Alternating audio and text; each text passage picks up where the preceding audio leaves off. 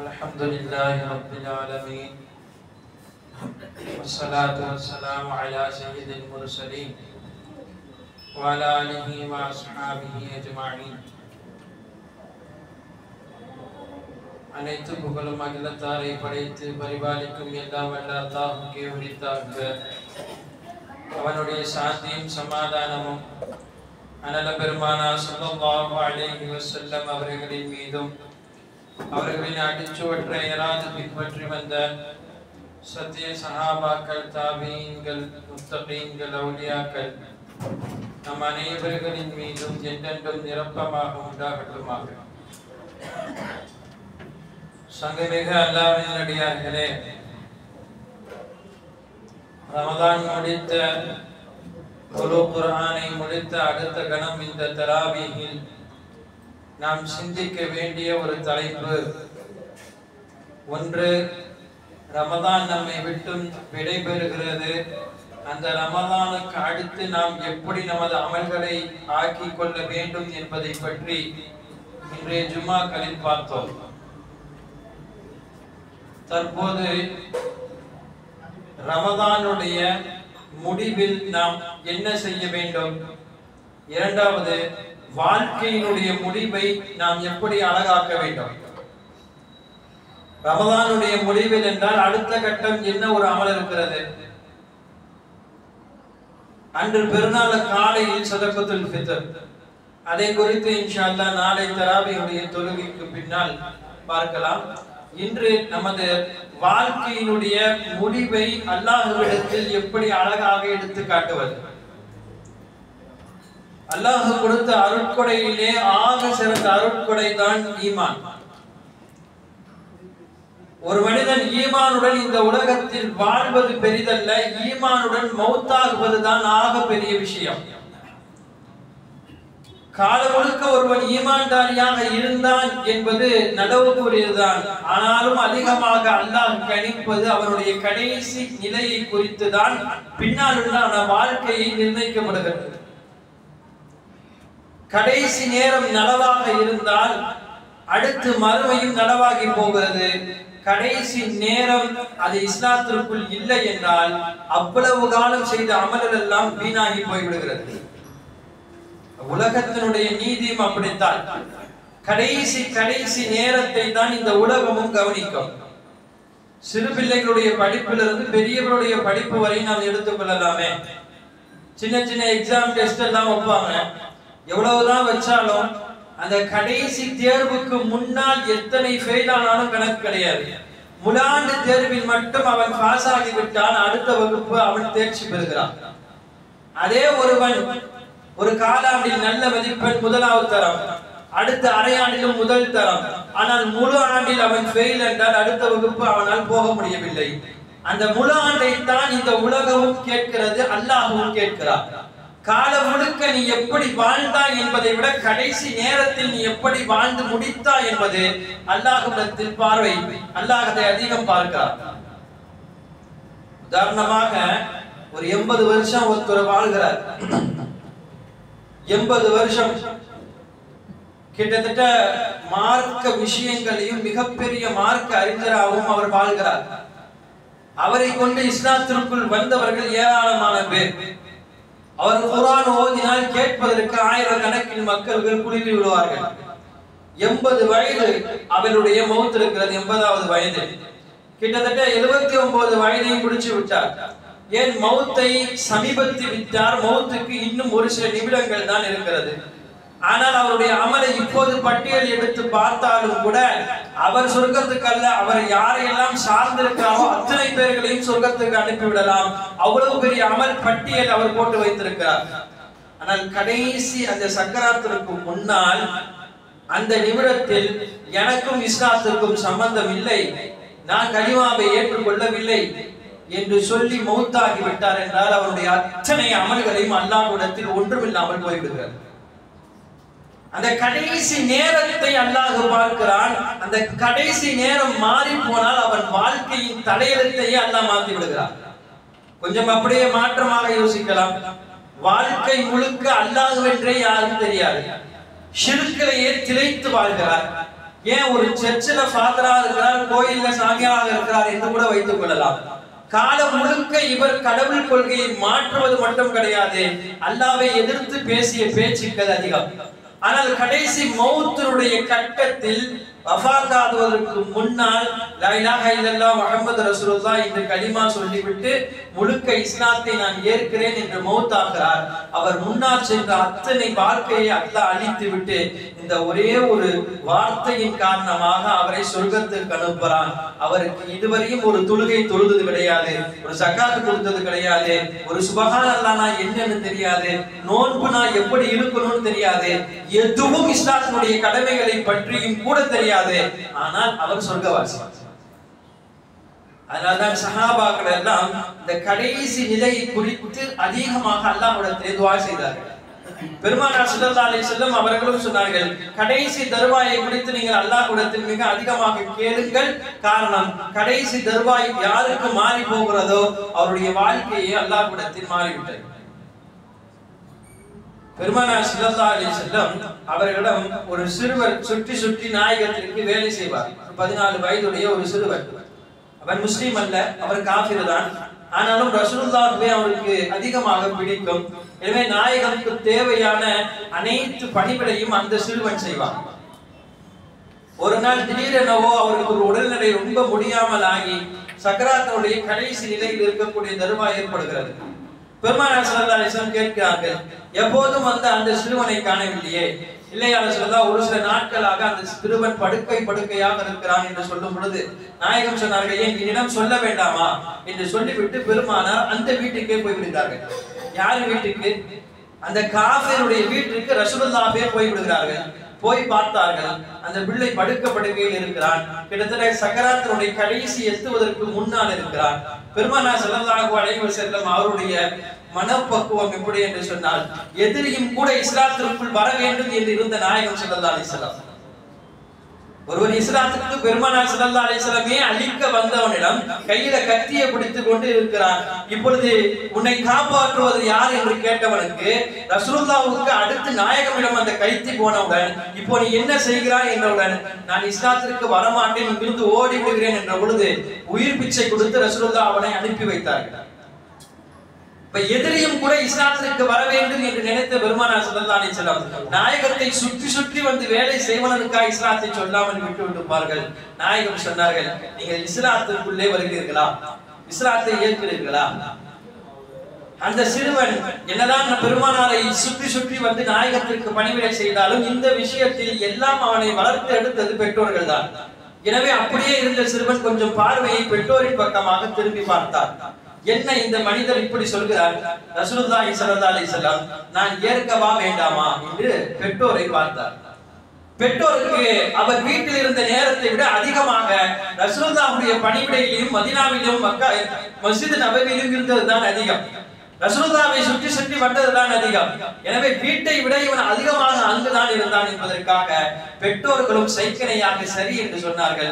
அந்த சிறுவன் படுக்கையிலே இருந்த அந்த சிறுவனுக்கு பெருமானார் ஸல்லல்லாஹு அலைஹி வஸல்லம் கலிமா சொல்லி கொடுக்க, அந்த சிறுவன் கலிமா சொல்லி முடித்த பிறகு நாயகம் அப்போதுதான் சொன்னார்கள், இந்த சிறுவன் சுவனவாசி. சுவனவாசிக்குரிய எந்த அமலும் இவனிடம் இல்லை.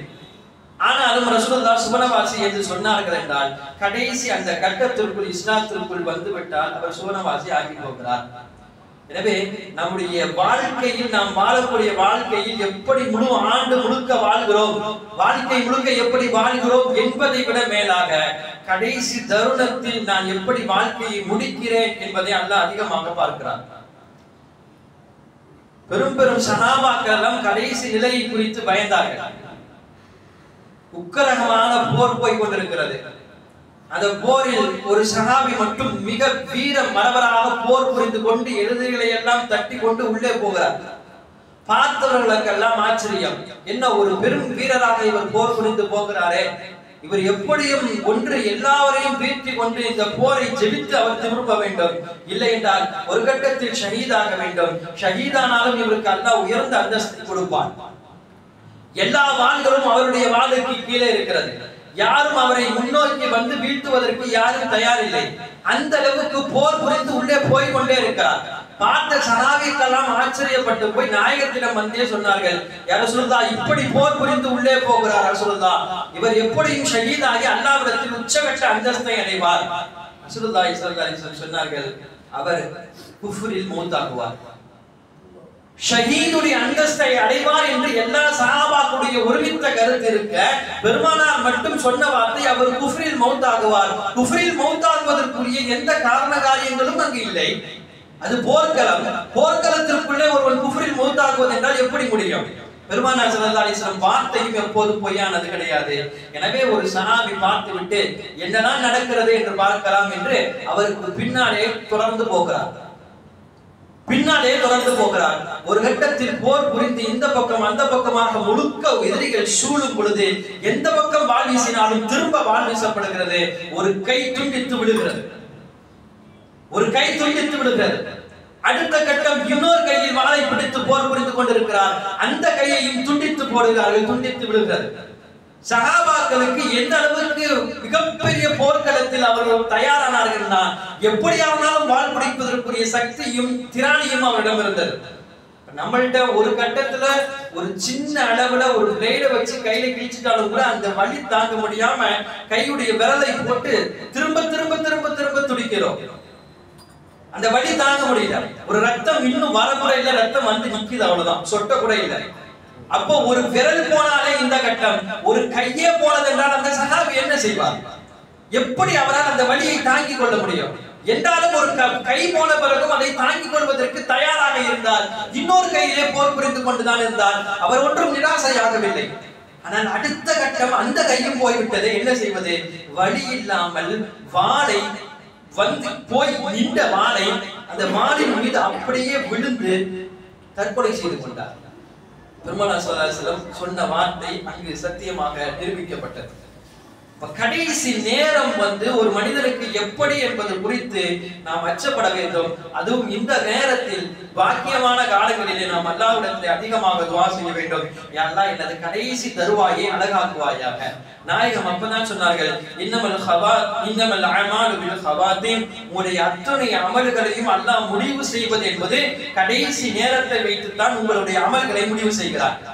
நான் இவ்வளவு வருஷம் வணங்க படிச்சுட்டேன், இன்னும் கொஞ்ச காலம் தான், இன்னும் இவ்வளவு வணங்கிட்டா அல்லாஹ்ட்ட இந்த அந்தஸ்துல போயிருவேன் மாதிரி நம்ம யோசிக்க முடியாது. அது மாதிரியாக வாழ்க்கையை தான் அல்லாஹ் வைத்திருக்கிறான். கடைசி கட்ட ஈமான் என்பது மிக முக்கியம். பொதுவாக அல்லாஹ் ஈமானை கொடுத்ததே ஆகப்பெரிய பாக்கியம். எத்தனையோ பேர்களுக்கு ஈமானை கொடுக்கவில்லை. மிகப்பெரிய ஒரு அரசர், ஒரு பெரிய மார்க்க அறிஞரை, அவர் இஸ்லாத்தில் இருந்து ஏராளமாக இஸ்லாத்தை பரப்பியதற்காகவும் அவருக்கு ஏதாவது மக்களுக்கு மத்தியில் அவரை கேவலப்படுத்த வேண்டும் என்று பெரிய அரசவைக்கு மத்தியில் கூப்பிட்டு அனுப்பினார். சொன்னார், என்ன நீ இஸ்லாத்தை பரப்பி கொண்டு போகிறாயா, ஈமானை பற்றி பேசுகிறாயாம், என்னெல்லாமோ சொல்கிறாயாமே என்று அரசர் கேட்டார். மார்க்க அறிஞர் எதுவும் பேசவில்லை. எனது ஈமானை குறித்து யாரும் பேச வேண்டாம் என்று அவர் அமைதி காக்கிறார். என்ன பேசினாலும் திரும்ப பேச்சில்லை. எப்படியாவது இவரை கேவலப்படுத்த வேண்டும் என்று அரசருக்கு பக்கத்தில் ஒரு நாய் வைத்திருந்தார். அப்ப சொன்ன அரசர், என்னதான் நீ இருந்தாலும் என் நாய்க்கு கூட நீ சமமாக மாட்டாய். ஏன்னா என் நாய் பாரு, நான் சொல்றதெல்லாம் கேட்கும், நான் என்ன சொன்னாலும் அது செய்யும். அது மாதிரி நீ செய்வியா? நான் சொல்வதை எதுவுமே நீ செய்ய மாட்டாய். ஆனால் என் நாய் எல்லாம் செய்யும். எனது நாய் சிறந்ததா இல்ல நீ சிறந்தவனா என்று சொல் என்று கேட்டார். அதுவரையும் வாய் திறக்காத மார்க்க அறிஞர் அப்போது ஒரே ஒரு வார்த்தையை சொன்னார். வாய் திறந்து வார்த்தையை சொன்னது உலக முஸ்லிம்களுக்கு ஈமானுடைய தரத்தை கூட்டியது. என்ன அவர் சொன்னார் என்றால், இந்த வார்த்தையை சொன்னார், நான் மௌத்துடைய நேரத்தில் கடைசி தருவாயில் ஈமானுடன் மௌத்தானால் நான் சிறந்தவன், ஆனால் ஈமான் இல்லாமல் மௌத்தானால் என்னை விட இந்த நாய் சிறந்தது. உண்மையில் ஈமானை அல்லாஹ் நமக்கு அப்படி கொடுத்திருக்கிறார். ஆனால் அந்த ஈமானுடைய பாக்கியத்தையும் ஈமானுடைய வலியையும் ஈமான் நம்மிடத்தில் ஏற்படக்கூடிய தாக்கத்தையும் நாம் புரியாதவர்களாகத்தான் இருக்கிறோம். அந்த கடைசி நேரம் அல்லாஹ்விடம் நான் எப்படி மௌத்தாக போகிறேன், அல்லாஹ் என்னுடைய ரூஹை எப்படி எடுக்கிறான் என்பதை குறித்துண்டான சிந்தனைகள் நமக்கு வேண்டும். அதனால ரசூலுல்லாஹ் சொல்வாங்க, அதிகமா மௌத்தை பேசுங்க, மௌத்தை நினைவு கூறுங்கள், மௌத்தாகி விட்டால் அவரிடம் போய் வீட்டில் விசாரியுங்கள் என்றெல்லாம் சொல்வதற்கு காரணம் என்னென்றால், மௌத்து அடுத்து நாமும் ஆக போகிறோம் என்பதற்காகத்தான் இதையெல்லாம் ரசூலுல்லாஹ் செய்ய சொன்னாங்க. அந்த இடத்துக்கு போங்க, ஜனாதால கலந்துக்கோங்க, கபிரஸ்தான் வரைக்கும் போங்க. இந்த வார்த்தை எல்லாம் எதற்கு? அடுத்து நமக்கும் மௌத்து வரும், நாமும் மௌத்தாக போறோம், அதற்கு முன்னால் நாம் எவ்வளவு அமல்களை கையில் வைத்திருக்கிறோம், நாம் மறுமைக்கு தயாராகி விட்டோமா என்பதையெல்லாம் நாம் கொஞ்சம் சுய விசாரணை செய்து கொள்வதற்காகத்தான் நாயகம் அதிகமாக மௌத்தை பற்றி நினைக்க சொன்னார்கள். சஹாபாக்கள் தங்களுக்கு எப்படி மௌத்து வர வேண்டும் என்பதை அவர்களே நிர்ணயித்துக் கொண்டார்கள். இப்படி எனக்கு மௌத்து வறுமை அல்லாஹ் என்று துஆவே செய்தார்கள். அதாவது மௌத்தை கேட்பது தவறு, எனக்கு மௌத்தை கொடுத்துரு அப்படின்னு கேட்கிறது தவறு. ஆனா எனக்கு எந்த மாதிரியான மௌத்து வேணும் என்று கேட்கலாம், அது வரவேற்கத்தக்கது. எனக்கு ஒரு ஹஜ்ஜில மௌத்து கொடுயா அல்லாஹ், கடைசி நேரத்துல கலிமாவை சொல்லி நான் மௌத்தாகக்கூடிய பாக்கியத்தை கொடுயா அல்லாஹ், இப்படியாக கேட்பது என்பது வரவேற்கத்தக்கது. ஒரு 3 நிலைகள் இருக்கிறது. ஒன்று, சிறந்த முறையிலே நாம் மௌத்தாகுவது, நல்ல நிலையில மௌத்தாகணும். ஒரு தொழுகையில இருக்கும் பொழுது, ஒரு துஆ செய்து கொண்டிருக்கும் பொழுது, குர்ஆன் ஓதி கொண்டிருக்கும் பொழுது, இது மாதிரிலாம் இருக்கக்கூடிய நல்ல நிலைகளில் முதலில் மௌத்தாகுவது. இரண்டாவது, நல்ல இடத்தில் மௌத்தாகுவது, ஒரு ஹஜ்ஜில் மௌத்தாகுவது, மஸ்ஜித் நபவியில் மௌத்தாகுவது, பள்ளிவாசலில் நல்ல நல்ல இடத்தில் மௌத்தாகுவது. அடுத்த கட்டம், நல்ல காலத்தில் மௌத்தாகுவது, ரமதானுடைய காலம், வெள்ளிக்கிழமை, இந்த மாதிரி நேரங்கள் எல்லாம் மௌத்தாகுவது. அப்ப இந்த மூன்றும் ஒருவேளை சேர்ந்து கிடைத்தது என்றால் அது மிகப்பெரிய வாக்கியம். எனவேதான் சஹாபாக்கள் இப்படி துஆ செய்தார்கள். என்னன்னா, யா அல்லாஹ் என் மௌத்தை நீ எப்படி ஆக்கணும் என்பதை குறித்து துஆவே செய்தார்கள் சஹாபாக்கள்.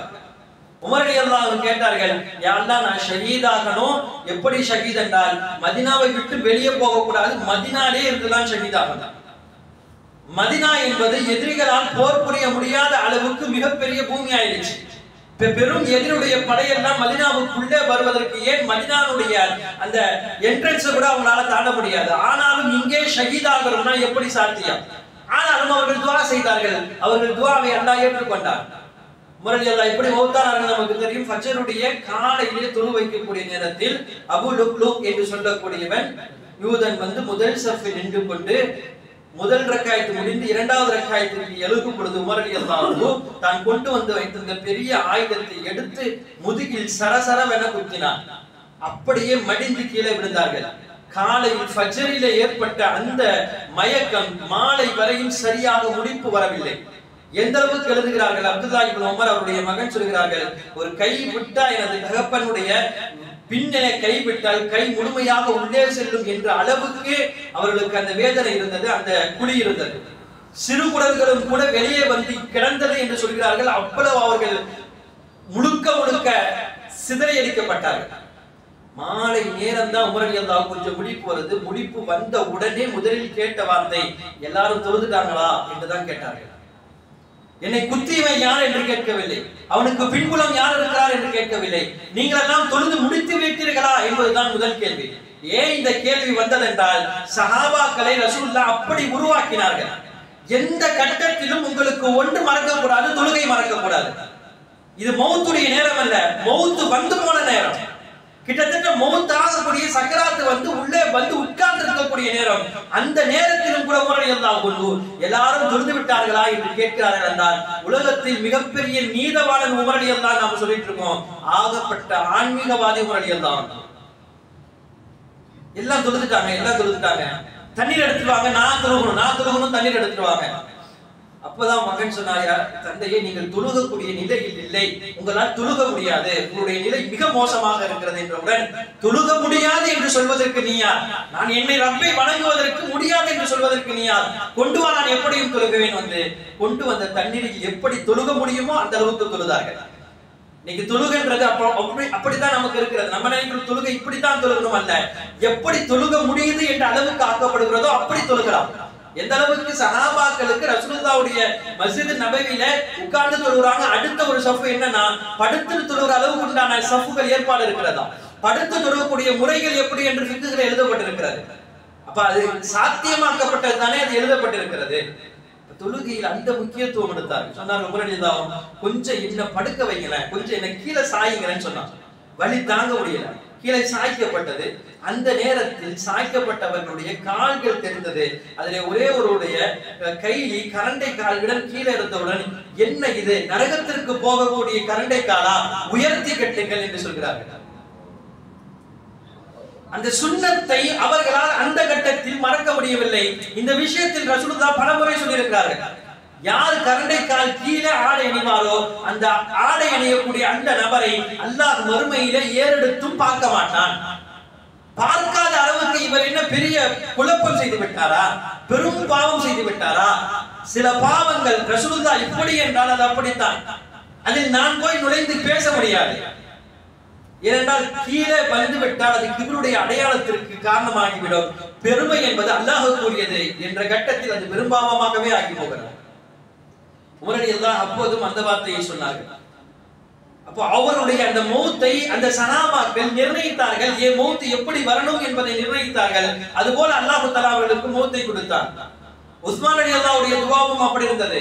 எல்லாம் நான் குர்ஆன் ஓதிட்டு இருக்கும் பொழுது, நோன்பு வச்சிருக்கும் போது எனக்கு மௌத் வரணும். குர்ஆன் ஓதிட்டு இருந்தாங்க, மௌத். குர்ஆன் ஓதிட்டு இருக்கும்போது நோன்பும் வைத்திருந்தார்கள், அதுவும் செய்து ஷஹீதும் ஆனார்கள். மூன்றும் சேர மிகப்பெரிய மௌத்துடைய உச்சகட்டத்தை அடைந்தார்கள் உஸ்மான் ரலியல்லாஹு. சூர முறுக்க வந்து விட்டார்கள் எதிரிகள். வீட்டுக்குள்ளே வந்து விட்டான் ஒருவன். குர்ஆன் ஓதி கொண்டிருக்கும் பொழுது முதல் கையை வெட்டினான். வலது கை வெட்டப்பட்டு துண்டிக்கப்படும் போது உஸ்மான் ரலியல்லாஹு சொன்னார்கள், வஹி எழுதப்பட்ட கை துண்டிக்கப்பட்டது என்று சொன்னார்கள். எந்த தயவு சாட்சியமும் அவர்கள் காட்டவில்லை. தொடர்ந்து வெட்டுக்கள் விடப்பட்டது. கிட்டத்தட்ட எத்தனையோ வெட்டுக்கள் பிறகு உஸ்மான் ரலியல்லாஹு சாய்கிறார்கள். சாய்ந்த பிறகு ஓடி வந்து தந்தையே என்று பிடித்து அவர்களை தண்ணீர் கொடுக்கும் பொழுதுதான் தட்டிவிட்டு சொன்னார்கள், ரசூலுல்லாஹ் எனக்கு இன்றைய கனவில் வந்தார்கள். நாயகம் சொன்னார்கள், இன்றைய சஹரை நீ உலகத்தில் வைத்துக்கொள், இஃப்தாரை என்னிடத்திலே வந்துவிடு என்று ரசூலுல்லாஹ் எனக்கு சொல்லிவிட்டு போனார்கள். எனக்கு தண்ணீர் வேண்டாம் என்றார்கள் உஸ்மான் ரலியல்லாஹு. உச்சகட்ட அளவிலே மௌத்தை தேடினார்கள் அல்ல, மௌத் தனக்கு எப்படி இருக்க வேண்டும் என்பதை சஹாபாக்கள் நிர்ணயித்தார்கள். அதுபோல உண்டான மௌத்தை அல்லாஹ் அவர்களுக்கு கொடுத்தார். எனவே கடைசி கட்டத்தை குறித்து உண்டான யோசனைகளுக்குள் நாம் போக வேண்டும். அல்லாஹ் எனக்கு அந்த கடைசி நேரத்தினுடைய கடைசி தருவாயிலே குறைந்தது கலிமாவுடன் மௌத்தாகக்கூடிய பாக்கியத்தையாவது நான் கேட்க வேண்டும். கல்வின்கல் இமாம் கஸாலி ரஹ்மத்துல்லாஹி அலைஹி அவருடைய வாழ்க்கை, அவர்களுடைய மௌத்தை பற்றி எழுதுகிறார்கள். அன்றைய இரவு படுக்கும் பொழுது கஃன் துணி எல்லாம் வாங்கி வைத்து படுத்து விட்டார்கள். தஹஜ்ஜுடைய தொழுகைக்கு எழுந்தவர்கள் குடும்பத்தை கூப்பிட்டு வைத்து உபதேசம் செய்கிறார்கள். என்ன உபதேசம்? அடுத்து நீங்கள் எப்படி வாழ்க்கையை கழிக்க வேண்டும், இதுவரையும் உங்களிடத்திலே உயர்ந்தவன் இப்போது இருக்க மாட்டேன். மூத்தை எல்லாம் அப்படியே கண்டதை போல, என்னமோ இஸ்ராயேல் இப்பதான் வருவாங்க சொல்லிட்டு போறதை போல அந்த நல்லடியாருடைய வாழ்க்கை இருந்தது. கிட்டத்தட்ட அவர்கள் சொல்லிவிட்டு படுத்தார்கள். படுக்கக்கூடிய படுக்கை எப்படி இருந்தது என்று எழுதுகிறார்கள். ஒரு மௌத்தா போனவரை எப்படி நம்ம படுக்க, மௌத்தாயிட்டாங்கன்னா அவங்க முதல்ல கண்ணை மூடுவோம், கை மூடி இருந்துச்சுன்னா கையை திறப்போம், இதெல்லாம் பண்ணி எல்லாம் ஸ்ட்ரெயிட் ஆகும்ல. அந்த மாதிரி தேவைகள் எல்லாம் இமாம் கஸாலி ரஹ்மத்துல்லாஹி வாழ்க்கையில ஏற்படல. ஏன்னா மௌத்தாகுவதற்கும் தெரிந்து கொண்டு அவர் எப்படி அவர் இருப்பாரோ அது போல இமாம் கஸாலி அவர்கள் இருந்தார்கள். அவருடைய தம்பி இதை பதிவு செய்து எழுதி தருகிறார்கள், சொல்கிறார்கள். இமாம்களுடைய வாழ்க்கை என்பது நமக்கு மிகப்பெரிய ஆச்சரியத்தை கொடுக்கிறது. எப்படி மௌத் வர வேண்டும் என்பதை அவர்கள் தீர்மானித்தார்கள். அல்லாஹ்விடம் கேட்டார்கள், அல்லாஹ் கொடுத்தார். மௌத்தை மிக அழகாக சஹாபாக்களில் தேர்வு செய்தவர் என்று பார்க்க போனால் குபைர் ரலியல்லாஹு அன்ஹுடைய வரலாறு மிகப்பெரிய ஆச்சரியம். உச்சகட்ட பிரியம் நாயகத்தின் மேல். இரண்டாவது, தனது மௌத் எப்படி இருக்க வேண்டும் என்பது கடைசி தருவாயில் அவர்கள் தேர்ந்தெடுத்துக் கொண்டார்கள். ஷஹீதுடைய உச்சகட்டத்தை அடைந்தார்கள். எதிரிகள் தூக்கு மேடையில் ஏற்றி நிப்பாட்டி விட்டார்கள். இப்ப கேட்டார்கள், என்ன ஒரே ஒரு வார்த்தை தான், தூக்கு மேலே இருக்கிறது, நாங்கள் கேட்கிறோம், இந்த தூக்கெல்லாம் உங்களை போடல, இப்ப விட்டுறோம், ஆனா ஒரே ஒரு வார்த்தை கேட்கிறோம், இந்த தூக்கு கயிறுக்கு பதிலாக நீங்கள் உயிரினும் மேலாக நடிக்கக்கூடிய மதிக்கக்கூடிய பெருமானார் ஸல்லல்லாஹு அலைஹி வஸல்லம் அவர்களை தூக்கில் ஏற்றுவதற்கு நீங்கள் சம்மதிப்பீர்களா? ரசூலுல்லாஹ் இங்க இல்ல. அவன் என்ன கேட்கிறானா, நீங்க சம்மதம் என்று சொன்னால் இந்த இடத்தை விட்டே போயிடலாம், தூக்கெல்லாம் ஏத்த மாட்டோம். ஆனால் நீங்கள் இல்லை என்று சொன்னால் அடுத்த கணம் நீங்கள் தூக்கில் ஏற்றப்படுகிறீர்கள். இது ஈமானுக்கு சவாலான விஷயம் எல்லாம் கிடையாது. நீ ஈமானை விட்டு இல்லைன்னா நான் தூக்கில ஏற்றுவேன்னா, இதெல்லாம் நான் ஈமானை விட மாட்டேன், அந்த சஹாபி தூக்கில ஏற்றப்பட்டார்னா நம்ம யோசிக்கலாம். அதுலயும் கூட உள்ளம் அளவில ஈமான் இருந்தால் போதும். கேட்கிறான், கத்தி மயில் நிப்பாட்டி நீ ஈமானை விட்டுரு அப்படின்னு கேட்கிறான்னா, உள்ளத்துல ஈமானை வச்சு வாயளவுல சரி அப்படின்னு சொல்லிட்டு வந்தா பெரிய பாவம் எல்லாம் கிடையாது. உயிருக்கு அச்சப்பட்டு உள்ள அளவு ஈமான் இருந்தால் அல்லாஹ்வுக்கு தெரியும் அது. ஆனால் வாயளவிலும் கூட அல்லாஹ்வை மறுக்காதவர்கள் சஹாபாக்கள். அதற்காக என்ன கஷ்டம் கொடுத்தாலும் தயாராக ஏற்கிறேன் என்று சொன்னவர்கள் சஹாபாக்கள். இங்க ஈமானெல்லாம் அச்சப்படுத்தல. என்ன ரசூலுல்லாஹ் மீது உச்சகட்ட உனது பிரியம் எனக்கு தெரியும். அந்த பிரியத்தை அவர் சோதிக்கிறான் அந்த எதிரி. சொல், இந்த தூக்கு கயிறுக்கு பதிலாக முஹம்மது ஸல்லல்லாஹு அலைஹி வஸல்லம் உனக்கு பதிலாக நிப்பாட்டுகிறேன், சம்மதமா? சஹாபி சொன்ன வார்த்தை தான் நமக்கு ஆச்சரியம் தருகிறது. தூக்கு கயிறல்ல, ஒரு சின்ன முள்ளை எடுத்து வைத்துக் கொண்டு ரசூலுல்லாஹ் மீது முள் குத்துவதற்கு நீ எனக்கு சம்மதமா கேட்டால் அந்த முள்ளை குத்துவதையும் நான் சம்மதிக்க மாட்டேன். எனது உடலை சல்லடையாக்கப்பட்டோம். இந்த தீனுக்காக வேண்டி எங்கள் நாயகம் எங்கள் உயிரை வாங்கி கொண்டார்கள். பெருமானார் ஸல்லல்லாஹு அலைஹி வஸல்லம் உருவாக்கிய சஹாபாக்கள் அப்படி. இன்னும் கோபம் அவனுக்கு ஏறியது. ஏன்னா இப்படி பேசக்கூடிய ஒருவர் இந்த உலகத்தில் முஹம்மது ஸல்லல்லாஹு அலைஹி வஸல்லம் உருவாக்கி விட்டாரே, ஏற்றுங்கள். இதற்கு மேல் இவரை நீங்கள் கொலை செய்வது எப்படி இருக்கணும்னா, அடுத்த கணம் எதிரிகளிடம் ரசூலுல்லாஹ் என்ற பெயர் சொல்வதற்கு எல்லாம் அச்சப்பட வேண்டும். அந்த அளவுக்கு அவனுடைய உடலை சல்லடையாக்கப்பட வேண்டும். எதிரிகள் சொன்ன வார்த்தை முஹம்மது ஸல்லல்லாஹு அலைஹி வஸல்லம் என்ற வார்த்தையை சொல்வதற்கு பயப்படணும். ஏன் பயப்படணும்? சொன்னவன் அப்படி தூக்கில் ஏற்றப்பட்டு விட்டான் என்று எல்லோருக்கும் பயம் வர வேண்டும். அது மாதிரி குபைபுடைய சடலம் தொங்கப்பட வேண்டும் என்று சொன்னார். சல்லடையாக்கப்பட்டது குபைப் ரலியல்லாஹு அன்ஹு. குத்து என குத்தினார்கள். அது அப்படியே தூக்கு மேடையிலே அப்படியே வைத்தார்கள். வந்தவனெல்லாம் பார்த்து போகட்டும் என்று. இந்த செய்தி அத்தனையும் பெருமானார் ஸல்லல்லாஹு அலைஹி வஸல்லமுக்கு படம் பிடித்ததை போல எடுத்து காட்டப்பட்டது. அதற்கு முன்னால் அச்சமூட்டினார். நான் கடைசி நேரத்தை எப்படி கழித்தார்கள் என்பதற்காக தானே சொன்னேன். கடைசி நேரம் முடியாது என்று ஆகிவிட்ட பொழுது சரி உன் கடைசி ஆசை என்னவென்று கேட்டார். அந்த கடைசி ஆசையாக குபைப் ரலியல்லாஹு சொன்னது 2 ரக்காய் தொழுறதுக்கு அனுமதித்தாங்கன்னு கேட்டார். சரி 2 ரக்காய் தொழுது கொள் என்று சொல்லும் பொழுது சீக்கிரமாக சுருக்கமாக தொழுகையை முடித்து விட்டார்கள். முடித்து விட்டு சொன்னார்களாம், நான் சுருக்கமாக தொழுகை முடிச்சிட்டாங்க நீங்க நினைக்காதீங்க, குபைப் பயந்துட்டாரு, பயந்து போய் நீட்டமாக தொழுகாமல் சுருக்கமாக முடிச்சிட்டாரு நினைக்காதீங்க. நான் நீங்க நினைக்க கூடாது இவர் அச்சப்பட்டு தான் சொல்கை சீக்கிரமாக முடித்து விட்டார் என்று நினைக்க கூடாது. நீட்டமாக தொழுவதுதான் எனது பலமை. ஆனால் நீங்கள் என்னை அச்சப்பட்டுவீர்கள் என்பதற்காக நான் சுருக்கமாக முடித்து விட்டேன் என்பார்கள். அந்த தூக்கு மேடையில் ஏற்றுவதற்கு முன்னால் குபைப் ரலியல்லாஹுடைய வாழ்க்கையை குறித்து காலித் இப்னு வலீத் ரலியல்லாஹு ஒரு வார்த்தை சொல்வார்கள். சைஃபுல்லாஹ் என்று சொல்கிறோமோ அவர்கள் சொன்ன அந்த வார்த்தை ஞாபகத்துக்கு வரும். என்னன்னா, எதிரிகளை பார்த்து இப்படி சொல்வார்களாம், உங்களுடைய கூட்டம் எப்படி என்றால் உங்கள் கூட்டத்தில் மது பிரியர்கள் இருக்கிறார்கள். அவர்கள் மதுக்காக வேண்டி எதையும் செய்வார்கள். நாங்கள் ஒரு படையை வைத்திருக்கிறோம், மரணத்தை பிரியப்படக்கூடிய படைகள்.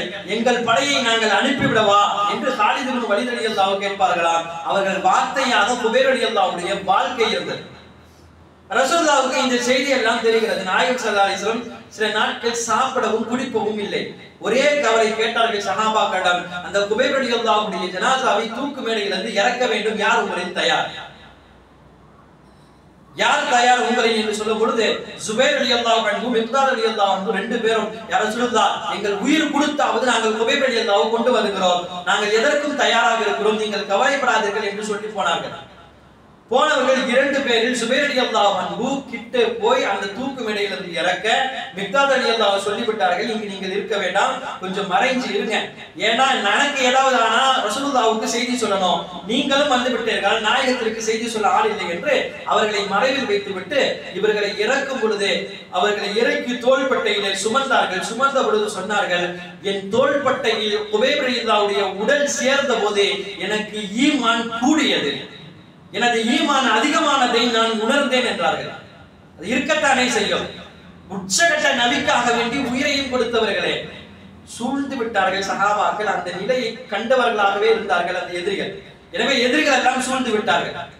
இந்த கட்டத்தில் என்ன செய்வது என்று தெரியாமல் குபைப் ரலியல்லாஹு உடலை கையில் வைத்திருக்கும் பொழுது எப்படியாவது எதிரிகளிடமும் தப்பிக்க வேண்டும், ரசூலுல்லாஹ்வுக்கும் சொல்ல வேண்டும் என்பதற்காக வேறு வழி இல்லாமல் கையில் வைத்த அந்த சடலத்தை தூக்கி போட்டார்கள்.